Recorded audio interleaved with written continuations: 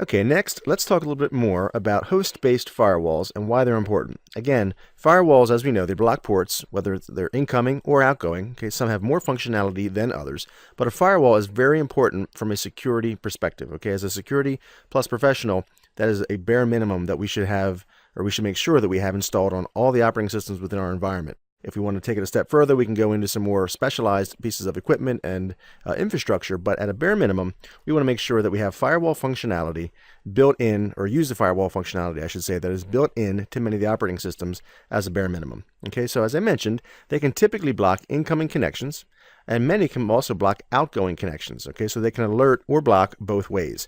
Some of the firewalls out there will give you a pop-up every so often. They can go into kind of what's called learning mode, and every time a connection that it's not already aware of comes up, it'll say, hey, do you want to allow this connection? Something's going out or something's coming in, and you can, of course, choose to allow or deny. So it just depends on the operating system that you're dealing with, whether it's Mac, Linux, Windows, so on and so forth. Some are going to have better functionality or more granular functionality than others. Okay, so let's take a look at an example here. We have the advanced security options, or Windows Firewall with advanced security options, I should say, that's built into Windows 7 in this example. And this gives you inbound and outbound rules, and then you can choose what applications you want to allow in and also which ones you want to allow to communicate out.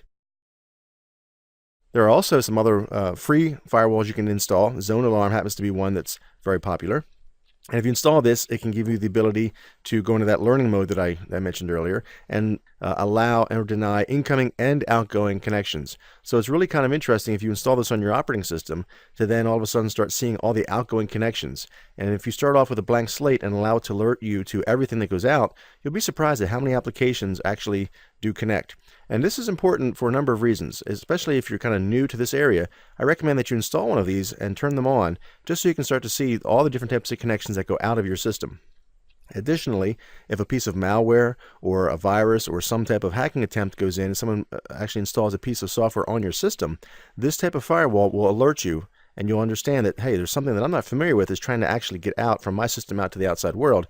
I can choose to block that and then perhaps do some further investigation.